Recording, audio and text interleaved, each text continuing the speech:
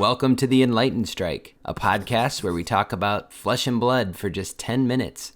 I'm Daniel, and today we'll beg the question, does flesh and blood have a legendary problem? Let's get into it. Alright, so we took a week off last week.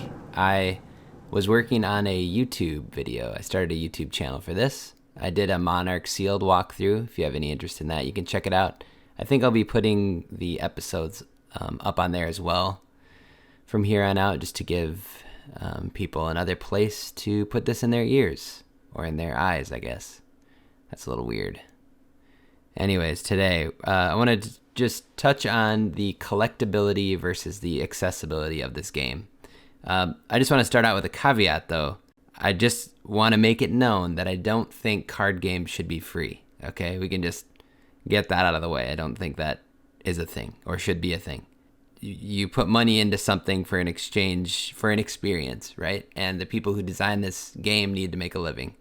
So I'm not asking for this game to be free. I don't think anyone really is. In an ideal world, which we do not live in, collectors should feel like their investment in this game is worth something. At the same time, players who don't care about collecting at all should have reasonable access to the game in order to play it. If both of these groups are happy, and obviously these groups commingle a lot in terms of everyone's not necessarily just in one camp. If both groups are happy, the game will continue to flourish. It's a delicate dance to an intricate tune. I imagine James White, he's wearing the mask of momentum, and he's got a flute, and he's piping along and kind of doing like a little dance to it as well. Still figuring it out, of course, but it's brilliant to watch. First, I just want to touch on the problems in the way that are easy to fix or honestly just going away already. And that the first one is just getting product in general. Right now, obviously, supply with COVID, with the boom in the game and boom in demand, like product is just not as accessible as it will be or could be. Two prime examples of this is the gap between first edition and unlimited for Monarch. A month in between, it's not the end of the world, but it's also not ideal. People who want to get their hands on Monarch, not everyone can right now. In the future, we'll see how they do it. I imagine that gap is going to be shorter. I hope it is anyways. So there's that timetable. And then also with Crucible of War set that came out in August? And there's a lot of staples in there that are just way overpriced currently. And it's going to stay that way until we can get an unlimited set in the summer. Also, in terms of getting supply in people's hands, Blitz decks, those coming out along with Monarch, I think is just incredible. I love that product. I love that it's you should be able to pick those up for less than $15, and that they are gonna print them to the ground. Very stoked about that, and they're also sweet. Like the hero cards that they have in there, the rainbow foil Young Hero is beautiful, and then also they have like a full art non-foil adult version of the hero as well, and those are very nice, very sleek. I love seeing all the sinew of Levia in full form. It's pretty gorgeous. So overall, I think supply being a detriment to the accessibility of the game is not a non-issue, certainly, but it is an issue that I think will go away shortly or over this year. I'm interested to see what they do with first edition going forward, like with Kingdoms and stuff, and kind of that balancing act of making it accessible for people who want to try to get it, but also not depleting its value, entirely. And demand is going to grow and grow and grow, so even when you bump the supply up, it's never going to meet all the demand that's there, in theory.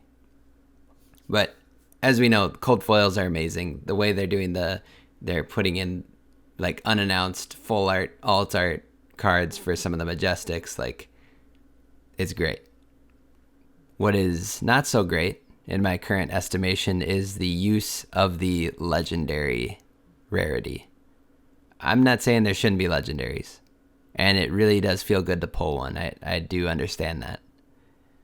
But I feel like these essential class equipments that are sitting at the legendary slot are not accessible enough. And it doesn't currently feel like, at least, that this problem is going to be solved with the continued unlimited print run. Maybe it is, maybe I'm wrong, which would be sweet. But for example, let's talk about Ninja for a second. Their legendary equipment, the Mask of Momentum, has a TCG low price of $216. One unlimited print card, $216.